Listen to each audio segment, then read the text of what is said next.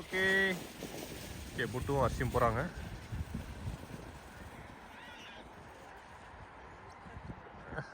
அஸ்மி எங்கேயோ போயிட்டா. புட்டு பாதியிலே வந்து நின்றுட்டா. ஓ, புட்டு காலை தைச்சிட்டே பண்ணாடா? அதுதான்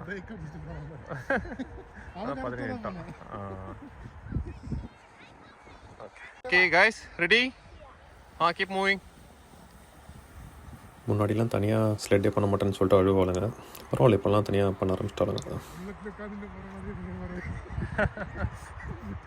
பரவாயில்ல, ரொம்ப தூரம் போயிட்டாங்க. Nice, good job.